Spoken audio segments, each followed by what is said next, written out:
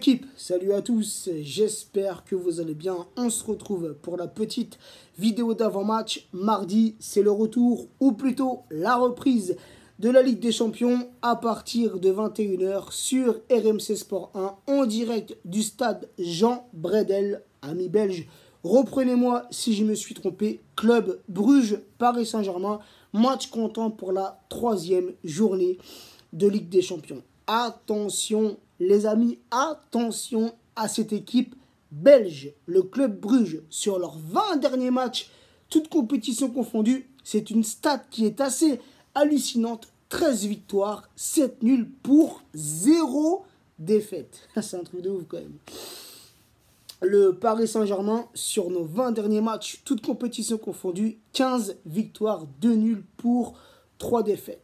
Lors de la première journée de Ligue des Champions, Bruges réceptionnait le Galatasaray, score final 0-0. Lors de la seconde journée de Ligue des Champions, Bruges s'est déplacé au Real, score final de partout. Du côté parisien, lors de la première journée, on a réceptionné le Real, victoire 3-0. Et pour la seconde journée, on s'est déplacé au Galatasaray, score final 0-1. Je vais y arriver. Lors de la précédente journée, dans leur championnat respectif, le Club Bruges s'est déplacé au Royal Excel Mouscron. Je ne savais même pas que ce club existait. Bruges s'est imposé 0-1. Le Paris Saint-Germain s'est déplacé à Nice.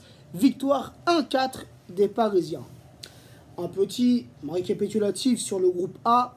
À la première place, le Paris Saint-Germain avec 6 points, 2 victoires, 4 buts marqués pour 0 but encaissé. À la seconde place, juste derrière nous, le Club Bruges avec 2 points, 2 nuls, 2 buts marqués pour 2 buts encaissés. Donc les gars, pour mardi, soyons méfiants, soyons vigilants. Alors certes, on a fait 2 très belles premières journées. Contre le Real, un match parfait. Contre le Galatasaray, on a un peu galéré. Mais au final, on s'en sort avec les 3 points. Donc les gars, j'espère qu'on va rester sur cette continuité. J'espère qu'on va rester sur cette lancée qui est positive pour le moment. Et j'espère tout simplement qu'on va, qu'on va réaliser mardi soir un très beau match. Alors je n'ai pas vu les Belges jouer pour le moment. Je n'ai pas regardé contre le Galatasaray ni contre le Real. Mais tout de même les gars, lors de leurs 2 premières journées, 2 matchs nuls contre les Turcs et contre les Espagnols. Donc méfiance les gars, tu vois. J'ai un petit doute, mais bon, en tant que Parisien, on va partir sur une victoire parisienne. Je vois bien un petit 0-2 pour le Paris Saint-Germain, mais tout de même les gars, méfiance et respectons cette équipe de Bruges.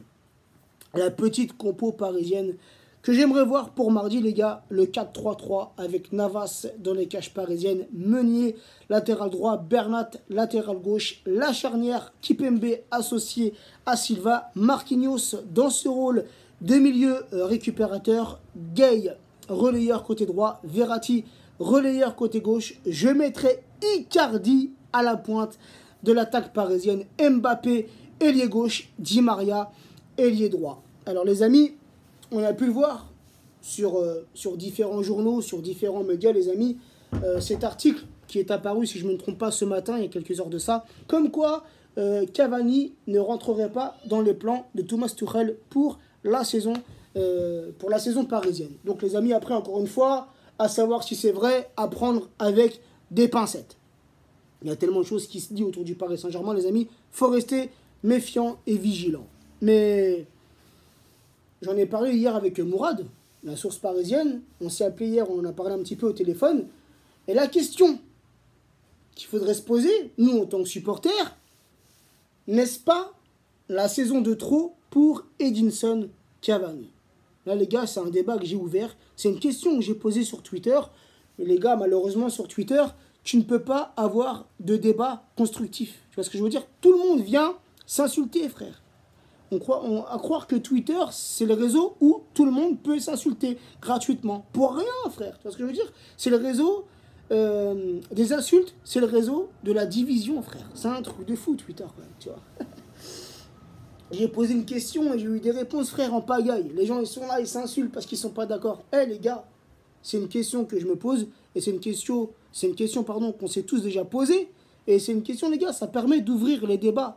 Mais des débats constructifs, les amis. Tu réponds oui ou tu réponds non. Mais à la suite de ça, tu développes.